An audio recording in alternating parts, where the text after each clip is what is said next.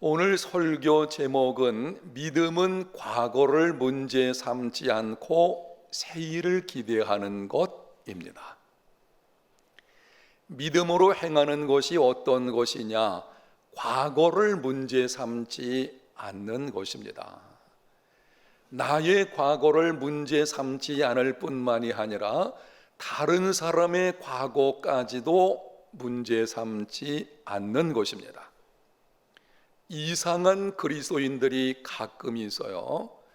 자신의 과거에 대해서는 상당히 관용적으로 문제를 삼지 않으면서도 다른 사람의 과거에 대해서는 인색해가지고는 사사건건 트집을 잡든지 정죄하는 경우들이 있습니다. 잘못된 것입니다. 믿음은 과거를 문제 삼지 않고 하나님이 행하실 새 일을 기대하는 것입니다. 오늘 본문 11절에 이렇게 기록을 합니다. 믿음으로 사라 자신도 나이가 많아 단산하였으나 잉태할 수 있는 힘을 얻었으니 이는 약속하신 일을 미쁘신 줄 알았음이라. 아브라함의 아내인 사라의 믿음에 관해서 말씀합니다. 참 놀라운 말씀입니다. 이 말씀의 배경이 되는 창세기 16장과 18장에 가서 보게 되면 사라는 이러한 증거를 받을 만한 사람이 아닌 것으로 여겨집니다.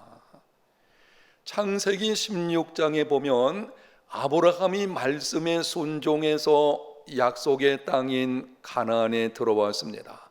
10년이 지나도록 하나님이 약속하신 후사를 주시지를 않았습니다. 사라는 나이가 점점 많아짐에 따라서 더 이상 기다릴 수가 없어가지고 남편 아브라함에게 제안을 했습니다.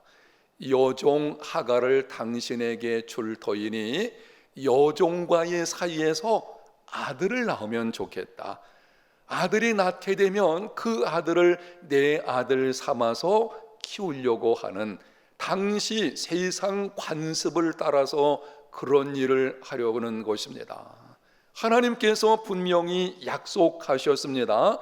아들을 줄 것이다. 그런데 그 약속을 기다리지 못하고 불신앙으로 세상 관습을 쫓으려고 하는 것입니다. 이로 인해 가지고 아브라함과 여종 하갈 사이에 아들이 태어났는데 이름이 이스마엘입니다. 이스마엘이 지금 아람 민족의 조상이 되었죠. 약속의 자녀는 아닙니다. 결국 그로 인해 가지고 가정에 큰 불화가 찾아오게 되었습니다. 불신앙의 결과는 언제나 고통입니다. 창세기 18장에 보면 하나님께서 아브라함을 찾아오셔서 말씀을 하셨습니다. 내년 이맘때가 되면 아내 사라가 아들을 낳게 될 것이다. 하나님께서 말씀하실 때에 사라는 그 자리에 있던 것이 아니고 장막 뒤쪽에 있는 문가에 있었습니다. 사라가 하나님의 말씀을 듣고는 속으로 웃으면서 말을 했습니다. 나도 늙고 남편도 늙었는데 무슨 아들을 낳을 수 있겠느냐. 믿지 못한다는 것입니다. 이제는 더 이상 아들을 낳을 수 없는 상태이기 때문에 불가능하다는 것입니다. 하나님의 말씀을 믿지 않았습니다. 아들을 잉태하는 것과 관련해서 사라는 계속 불신앙적인 모습을 보여주었습니다. 그런데 오늘 본문에 믿음으로 사라가 잉태하는 힘을 얻었다? 도대체 무슨 말씀을 하는 것입니까? 우리가 창세기 내용을 보게 되면 사라가 지금까지 보여준 것은 믿음의 모습은 거의 찾아볼 수 없는데 사라에 관해서 믿음의 사람이고 그 믿음으로 잉태하였다, 이렇게 기록한 데는 이유가 있습니다. 창세기 18장을 계속 읽어보게 되면 사라가 속으로 웃으며 불신의 말을 할 때 하나님께서 아브라함에게 말씀하셨습니다. 사라가 왜 웃으며 이르기를 내가 늙었거늘 어떻게 아들을 낳으리오 하느냐, 여호와께 능치 못할 일이 있겠느냐, 기한이 이를 때에 내가 네게 돌아오리니 사라에게 아들이 있게 될 것이다. 사라는 그 말을 들을 때에 두려움에 떨었습니다. 이렇게 반응을 했습니다. 내가 웃지 않았습니다. 하나님께서 말씀하시기를 아니라 내가 웃었느니라. 그때 사라는 깨닫게 되었습니다. 보이지 않는 곳에 있음에도 마음의 생각과 말과 얼굴 표정까지 아시는 하나님이시구나. 그 하나님께서 말씀하시는 것이라면 반드시 이루어지겠구나. 믿음을 갖게 된 것이고 그 믿음이 잉태하는 힘을 얻게 한 것입니다. 그리고 히브리서 기자는 그 믿음을 보고 이전에 사라가 보여준 불신앙적인 모습들은 조금도 언급하지를 않은 것입니다. 믿음은 과거를 문제 삼지 않는 것입니다. 히브리서 11장에 나오는 모든 신앙 위인들의 경우에도 마찬가지입니다. 그들 모두는 과거에 문제가 있었던 사람들이었습니다.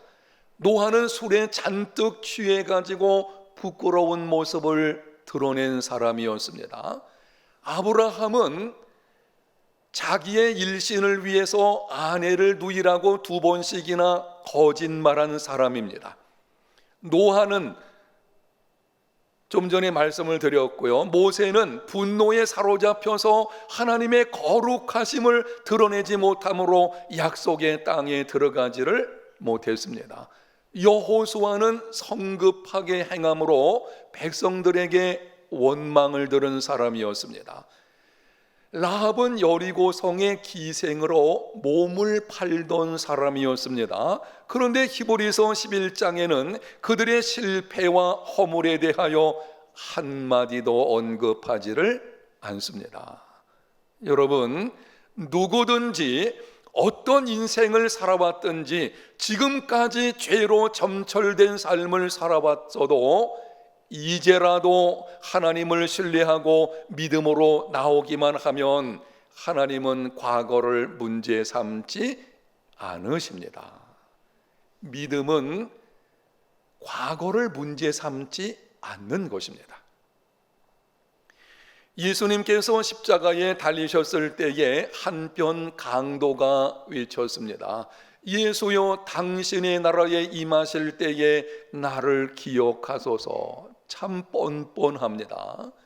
당시 십자가는 일반적인 보통 죄인들에게는 부과되지 않았고, 특별한 죄, 예를 들면은 로마의 반역죄를 지었다든지 아니면은 흉악한 죄인들에게만 부과하는 형벌이었습니다. 성경에 이 강도의 죄가 무엇인지 정확하게 기록되어 있지 않지만 십자가에 달린 것으로 보아서 틀림없이 심각한 죄를 가지고 있었을 것입니다. 그런데 강도의 외침에 예수님께서 이렇게 말씀을 하셨습니다. 내가 진실로 네게 이르노니 오늘 네가 나와 함께 낙원에 있으리라.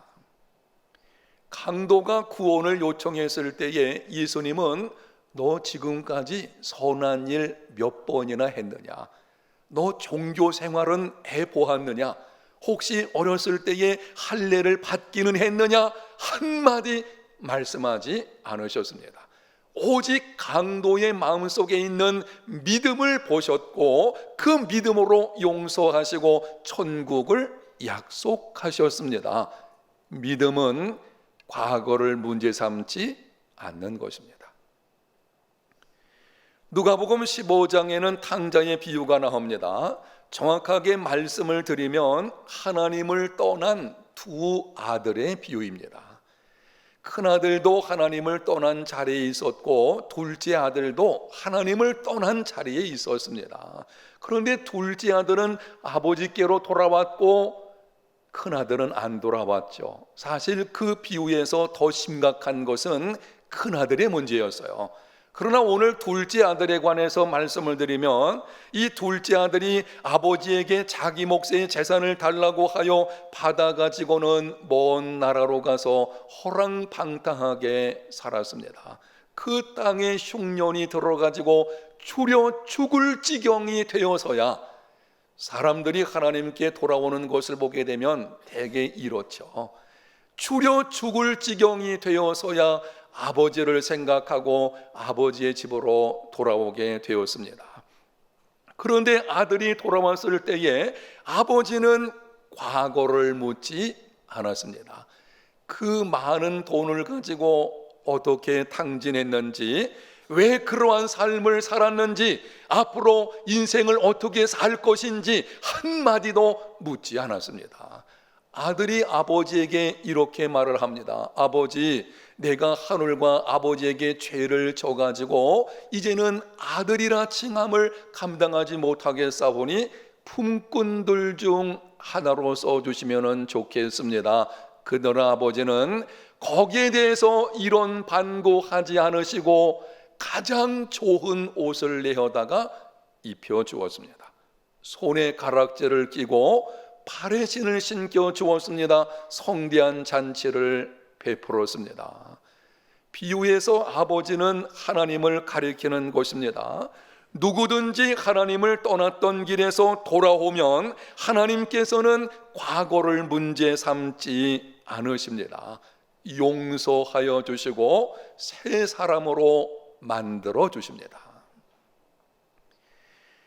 오래전에 제가 섬겼던 어느 교회에서 있었던 일입니다. 그 교회에서 한 번은 유명 강사를 초청해 가지고 부흥 집회를 했습니다. 부흥의 마지막 날 오전 집회가 끝난 이후에 사무실에서, 당시는 제가 교육 전도사로 있었습니다. 사무실에서 잠시 쉬고 있는데 담임 목사님 사모님에게서 연락이 왔습니다. 심전도사님, 귀신 들린 사람이 있어서 귀신을 쫓아내야 되겠으니 빨리 사택으로 들어오시기를 바랍니다. 교육 전도사 시절인데요, 귀신을 쫓아낸다고 하니까 긴장하는 마음으로 갔습니다. 가서 보니까는 이미 부목사님과 전도사님들이 와 있는 것입니다. 그 여자 성도, 그 교회 여자 집사님 중에 한 분인데요, 그 여자 성도를 가운데 앉혀놓고 교육자들이 삥 둘러 앉아가지고는 찬송을 부르며 기도를 합니다. 그리고 외칩니다. 주 예수의 이름으로 명하노니 악한 영은 떠나갈지어다. 안 나가는 거예요. 몇 번을 그렇게 해도 반응이 없는 것입니다.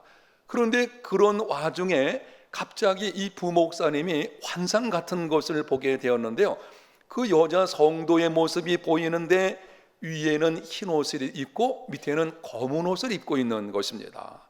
조금 이상하다 싶어서 그 모임 진행하는 것을 잠시 중단하고 부목사님이 그분에게 물어봤습니다.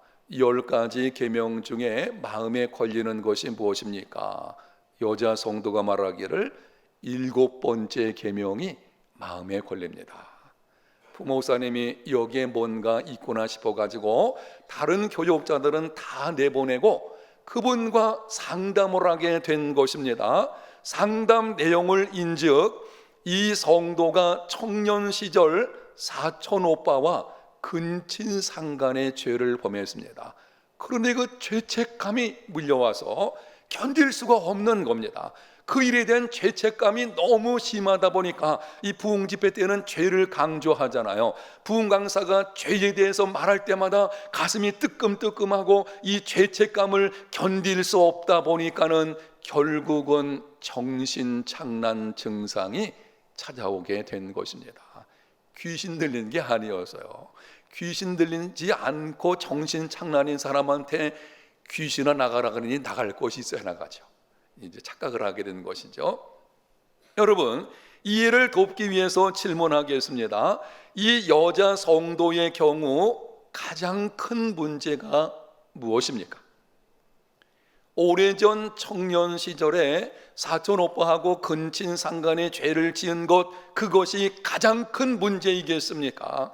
그렇지 않습니다. 그 성도가 예수님을 믿기 전에 그런 일이 있었는지 믿은 후에 그런 일이 있었는지는 잘 모르겠습니다. 그러나 예수님을 믿기 전이었다면 예수님 믿는 순간 이미 그 모든 죄가 용서받았다는 것을 믿지 못한 것이 큰 문제인 것입니다. 예수님 믿는 순간 지난날의 모든 죄를 용서받거든요. 거기에 대한 확신이 없는 것, 그게 문제였었죠. 혹시 예수님 믿는 사람이었을 때에 이런 사건이 있었다면 틀림없이 양심의 가책으로 인해 가지고 하나님께 용서를 구했을 것입니다. 죄책감이 찾아오게 되면은 예수 믿는 사람 가만히 있지 않습니다. 하나님께 나와서 용서를 구하죠. 하나님, 내가 이런 문제가 있는데 내가 젊었을 때 이런 문제로 인해서 용서하여 주시옵소서. 아마 틀림없이 여러 번에 걸쳐서 그렇게 하나님 앞에 기도했을 것입니다. 하나님이 약속하셨습니다. 만일 우리가 우리 죄를 자백하면 저는 미쁘시고 의로우사 우리 죄를 사하시며 모든 불의에서 우리를 깨끗하게 하실 것이요. 자백한 순간 하나님은 용서하셨습니다. 그런데 자백하고도 용서에 대한 확신을 갖지를 못하고 있는 것입니다. 이거는 불신앙이에요. 옛날에 그 한 죄가 문제가 아니고 하나님의 약속을 믿지 못하는 불신앙이 이 성도로 하여금 그러한 정신착란 증세를 일으키게 만든 것입니다. 믿음은 과거를 문제 삼지 않는 것입니다. 예수님을 믿으면 믿음과 동시에 예수님을 믿은 후에는 자백하면 하나님께서 용서하여 주십니다. 그러므로 예수 믿는 하나님의 사람들은 자신의 과거에 대해서 문제 삼지 말아야 하고, 다른 사람, 예수 믿는 다른 사람의 과거에 대해서도 더 이상 문제를 삼지 말아야 합니다. 옆 사람에게 한번 이렇게 격려합시다. 우리 과거 묻지 마십시다.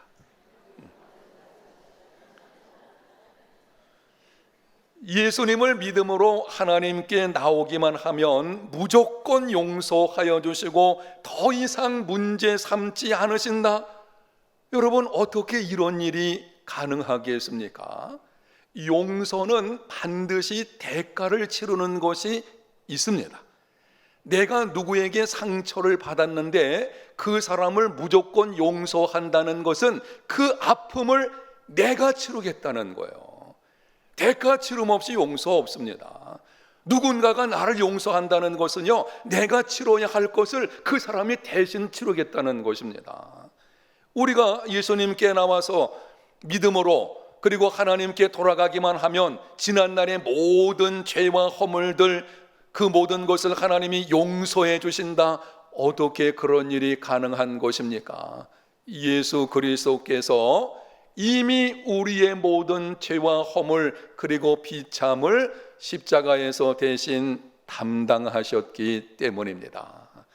내가 죄로 인해서 받아야 할 형벌이 있어요. 죄값은 사망이거든요. 죄를 지었으면 사망의 형벌을 받아야 마땅한 것입니다. 그런데 이미 예수님께서 그 모든 것을 십자가에서 대신 담당하셨습니다. 그러므로 누구든지 예수님을 믿기만 하면 용서받게 되고 깨끗한 사람으로 여김을 받게 되어지는 것입니다.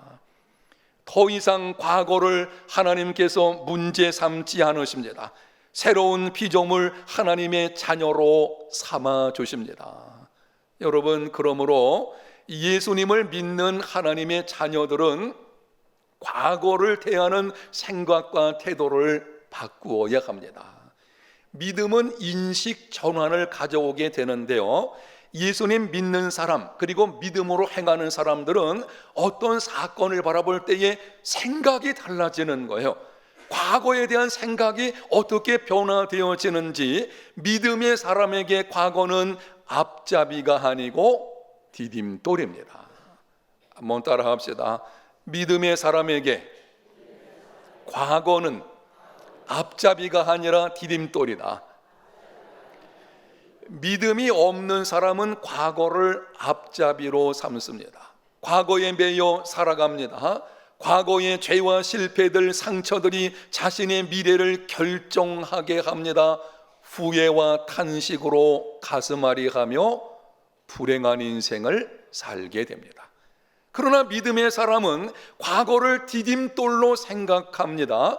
과거의 죄와 실패와 상처와 잃어버린 기회들을 교훈 삼아서 새로운 일에 도전하게 됩니다. 믿음으로 행하는지 그렇지 않은지는 나의 과거에 관해서 어떤 자세를 취하느냐, 이걸 보고 알 수가 있는 것입니다. 과거의 어떤 사건, 거기에 질질 끌려다님으로 미래로 나가는데 방해를 받는 인생을 살아가는 사람, 이런 거죠. 내가 그때 그러한 죄를 짓지 말았어야 되는데, 내가 왜 그때 그렇게 했을까? 그렇지 않았으면 좋았을 걸. 자꾸 과거의 것을 내 인생의 현재 끌고 와가지고 문제 삼게 되어지면 그거는 믿음이 아니고요, 불행한 인생을 살게 되는 것입니다. 여러분에게 어떤 과거의 아픔과 고통이 있었던지, 그것이 지금 여러분을 힘들게 한다고 할지라도 그것이 여러분의 인생을 끌고 가지 않게 하는 믿음의 삶이 되시기를 축복합니다. 과거의 어떤 일이 여러분의 미래를 결정하게 하지 마십시오. 오직 우리의 미래에 관련된 일은 하나님, 그리고 그분의 약속, 거기에 있다는 것을 기억하시고 하나님을 신뢰하는 믿음으로 과거의 쓰라린 실패들, 어떤 죄악의 문제들, 아니면은 상처받은 것들, 이 모든 것을 디딤돌로 삼고 담대하게 일어나 나아가는 사람들이 되시기를 바랍니다. 어느 대학 총장이 졸업생들에게 좌우명이 될 만한 교훈을 고르다가 다음과 같은 이야기를 들려주었다고 합니다. 여러분 가운데는 단단한 나무에 톱질 해본 경험이 있을 것입니다. 그러나 톱밥에다가 톱질을 하는 자는 아무도 없습니다. 톱질이란 단단한 나무에 하는 것이지 톱밥에다 하는 것이 아니기 때문입니다. 톱밥은 과거입니다. 과거에다가 톱질하는 어리석은 사람이 되지 마십시오. 아마 이 총장의 인생 경험을 통해서 학생들에게 그렇게 권면한 것입니다. 과거에 지나간 일을 가지고 후회하며 염려하는 것은 마치 톱밥에 톱질을 하는 것과 같이 어리석은 일입니다. 과거에 지나간 일들, 지금 여러분을 힘들게 하는 어떤 문제가 있다면 오늘 말씀을 들을 때에 하나님께 다 내려놓는 시간이 되시기를 축복합니다. 더 이상 과거의 어떤 문제가 여러분의 발목 잡지 않게 하십시오. 나의 삶을 힘들게 해도 그것은 내 인생의 앞잡이가 아닙니다. 내 인생의 과거의 문제는 디딤돌이라는 것을 기억하시고 하나님과 하나님의 약속이 여러분의 미래를 결정하게 하는 믿음의 사람, 우리 해운대 제일교회 성도들이 다 되시기를 축복합니다. 믿음은 과거를 문제 삼는 것 이상으로, 삼지 않는 것 이상으로 하나님이 행하실 새 일을 기대하는 것입니다. 믿음으로 행하는 것이 어떤 것이냐? 소극적인 측면에서는 과거를 문제 삼지 않는 것입니다. 그런데 적극적인 측면이 있습니다. 하나님이 행하실 새 일을 기대하는 것입니다. 본문 12절에 이렇게 기록을 합니다. 이러므로 죽은 자와 같은 한 사람으로 말미암아 하늘의 허다한 별과 또 해변의 무수한 모래와 같이 많은 후손이 생육하였느니라. 사라는 본래 잉태하지 못하는 여인이었습니다. 아브라함은 상당한 재산을 가지고 있었기 때문에 틀림없이 잉태하기 위해서 많은 방법들을 사용해 보았을 것입니다. 그러나 할 수가 없었습니다. 나이가 점점 많아져 가지고 이제는 아브라함의 나이 99세, 그리고 사라 나이 89세가 되었습니다. 경수는 이미 끊어졌습니다. 소망이 없는 상태가 되었습니다. 죽은 자와 같은 상황이 되어 버린 것입니다. 틀림없이 그 당시의 주변 사람들이 이렇게 말했을 것입니다. 사라를 향해서 당신에게는 소망 없어. 더 이상 잉태하기 위해서 애를 쓴다고 한들 무슨 소용이 있겠나? 당신은 이 문제에 관해서는 죽은 자와 같아. 더 이상 애쓸 필요가 없고 그냥 받아들이는 것이 좋을 거야. 여러분, 그런데 하나님을 신뢰함으로 사라가 믿음으로 나아갈 때에 하나님께서는 사라를 통해 하늘의 허다한 별과 해변의 무수한 모래와 같은 후손들이 있게 하셨습니다. 아들 이삭을 낳게 되었고 아브라함 100세 그리고 사라 90세의 아들 이삭을 낳게 되었고 그 이삭의 후손들이 큰 민족을 이루게 된 것이며 영적인 후손들, 하늘의 별과 같다 그랬는데요, 이거는 영적 후손들을 가리키는 것입니다. 영적 후손들인 오늘날 우리들도 여기에 앉아 있는 것입니다. 하나님은 죽은 자와 같은 한 사람을 통해 위대한 생명의 역사를 이루실 수 있는 분이십니다. 하나님에게는 외적인 조건이 문제가 되지 않습니다. 하나님이 하시고자 하면 어느 누구도 어떤 상황도 그것을 막을 수가 없습니다. 그러므로 예수님을 믿는 하나님의 자녀들은 어떤 경우에도 자신의 인생을 포기하지 말아야 합니다. 내 자신과 삶의 형편이 죽은 자와 같은 상황이어도 인생을 살다 보게 되면은요, 그런 일이 찾아올 수가 있어요. 기막힌 상황이 찾아왔는데 모든 것을 잃어버렸습니다. 그 중심에 나의 실수가 있습니다.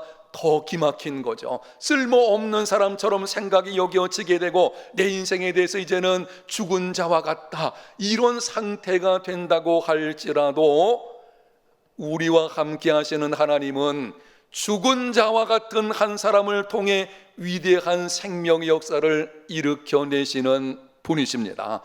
그 믿음을 가지고 어떤 경우에도 인생을 포기하지 말아야 합니다.